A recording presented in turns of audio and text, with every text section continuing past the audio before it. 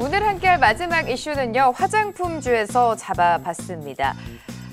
자, 언제까지 리오프닝이냐라고 생각하실 수 있겠지만 구체적인 수치를 들여다보면요. 지금 중국 리오프닝으로 인한 소비 증가 효과가 2분기부터 본격적으로 드러날 것으로 보입니다. 자, 소비 회복 신호가 뚜렷해지면서 화장품 기업들도 최근에 특히 어제장에서 좀 오르는 종목들이 눈에 띄었었는데, 자, 1분기 실적 안 좋다는 건 어느 정도 기정사실화 되어 있는 이 시점에서 2분기 반등 노려봐도 될까요, 차장님? 기대감은 상당히 높아질 수밖에 없는 네. 것 같아요. 왜냐면은 일단은 이 지표 자체가 1분기 때 GDP하고 소매 판매가 중국에서 좋아졌기 때문에 그러한 부분이 추가적으로 우리에게도 많은 이제 소비로서 연결되지 않을까, 이런 기대감을 충분히 해볼 수 있고요. 사실 이제 4월 29일부터 5월 3일이 이제 중국의 노동절 연휴가 되게 될 거잖아요. 그때 관련돼서 만약 그 전에 뭐 단체 관광이 풀린다거나 아니면 그렇지 않게 된다 하더라도 요 근래 보게 되면은 항공편 관련돼서도 증편에 대한 부분이 상당히 많이 진행이 됐거든요. 그런 부분을 감안하게 됐을 때는 중국인들이 어느 정도 국내로에 대한 여행을 오게 돼서 거기에서에 대한 소비가 일어나지 않겠느냐, 이런 부분을 합리적으로 생각을 해볼 수 있다라고 보시면 될 것 같아요. 지금 물론 중국 관광객 같은 경우에는 아직까지는 이제 예전 19년도 대비했을 때보다는 많이 부족한 건 사실이기는 합니다만, 제주도에 대한 입도 외국인을 보게 되면은 3월 중순부터 상당히 많은 부분 중국인들이 늘어나는 모습을 보이고 있다라고 좀 보시면 될 것 같고요. 이러한 부분이 결국은 이제 중국인들에 대한 이 관광 확대, 이런 부분과 연결이 되게 되면서 중국인들에 대한 소비가 국내에서도 더욱더 많아질 수 있는 부분이 생기게 될 거고, 면세라든지 이런 부분에서도 아직까지는 화장품이 가장 재고로서 많이 갖고 있는 부분 중에 하나거든요. 그런 것과 연결이 되게 되면서 화장품 관련된 종목들보다 더 많은 부분 움직일 수 있지 않겠느냐, 이러한 기대감을 가져볼 수 있다라고 생각을 해볼 수 있는 것 같습니다. 자, 중국의 연휴를 앞두고 중국 단체 관광객이 풀릴지는 살펴봐야겠지만 코로나 이전 수준까지는 아니더라도 지금 중국의 관광객 추세를 보면요. 1월 대비 2월, 2월 대비 3월 2배가 늘어나고 3월 대비는 4월 이렇게 증가 추세는 계속해서 일어나고 있습니다. 자, 리오프닝 안에서 그동안 항공주라든지 카지노주 이런 업종에 대한 언급은 많았는데 화장품주가 살짝 소외됐었다라고 느꼈거든요. 네. 2분기부터는 반등 신호를 봐도 될까요, 대표님?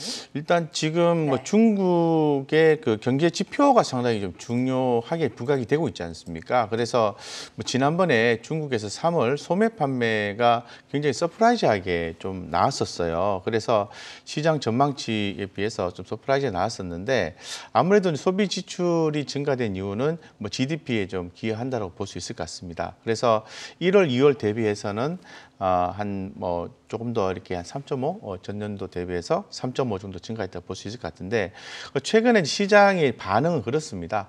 아무래도 소비다 보니까 좀 화장품에 대한 반응도가 훨씬 더 큰 것 같아요. 기존에 우리가 리오프닝 주 이렇게 하면은 카지노라든가 여행주라든가 이런 걸 주로 많이 말씀을 드렸지 않습니까?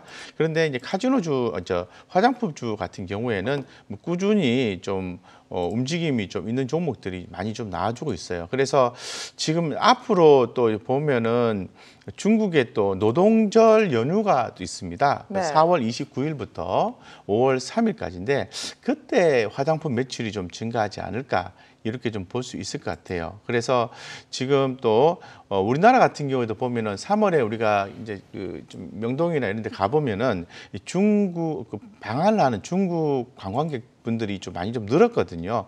그런 부분도 좀 보시면은 화장품에 대한 수요가 좀 증가할 수 있겠구나, 이렇게 좀 생각할 수 있습니다. 그래서 어쨌건 현재 상태에서는 시장 의견이 그게 좀 지배적이기 때문에 이 포트에 좀 화장품주 하나 정도는 바스켓 전략으로서 담아가는 게 좀 좋을 것 같다, 이렇게 좀 볼 수 있을 것 같습니다. 그래서 생각보다 화장품 조정이 예상보다 좀 짧게 끝나고 좀 랠리가 나올 가능성을 점쳐볼 수 있는 그런 구간이다라고 말씀드리겠습니다. 네.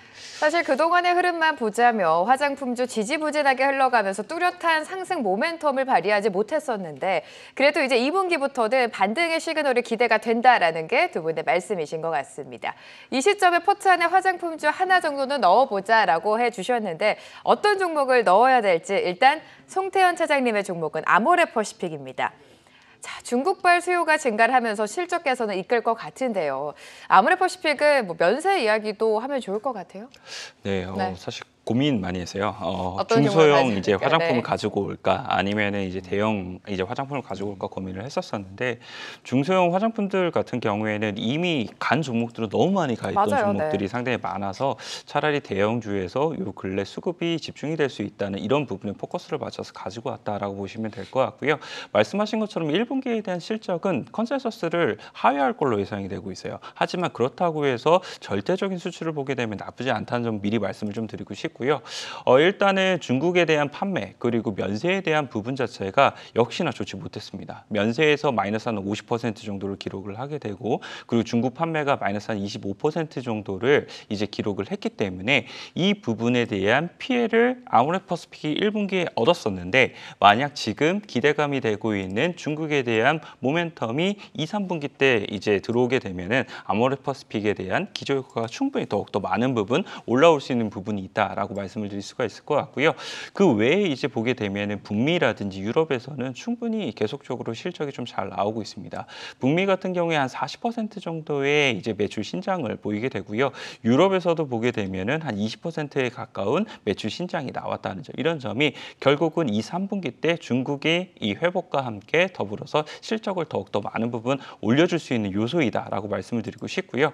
이제 중국 관련돼서 이제 소비에 대한 부분이 더욱더 좋아지려고 하고 있을 때, 이 아모레퍼시픽 같은 경우에는 리브랜딩을 이제 단행한 부분이 있게 되는데, 설화수 관련돼서도 기초 세트에 중점적이어서 이제 윤조 에센스로 조금 더 리뉴얼을 진행을 했다라고 얘기를 하고 있고요.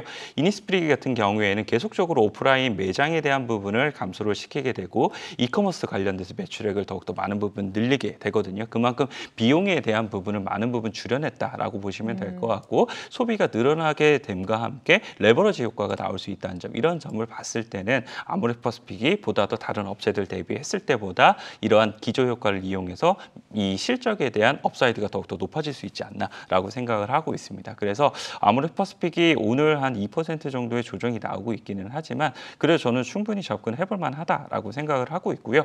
목표가로는 일단 16만 5천 원 제시를 해드리고요. 손절가로는 13만 3천 원 제시해드리도록 하겠습니다. 고민 끝에 아모레퍼시픽을 가지고 오셨다라고 언급을 해주셨고요. 목표가와 손절가까지 제시해 주셨습니다. 곽 대표님의 종목도 공개해 보도록 하죠. 화장품주 안에서 콜마 B&H를 가지고 오셨는데, 지금 콜마 B&H에는 좀 뉴스가 있는 것 같습니다. 자체적으로 개발한 건기식 원료가 미국 FDA 승인을 받았다고 해요.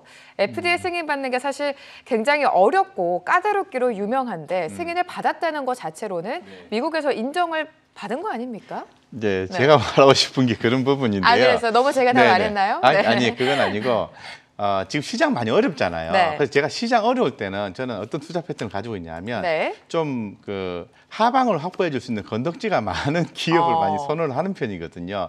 그래서 지금 볼 때는 제가 콜마 B&H를 선택한 이유는 방금 전에 말씀하신 것처럼 이 건강기능식품에 대한 부분입니다. 이 부분이 작년도 기준에서 매출이 한 62% 정도 이렇게 차지하고 있거든요.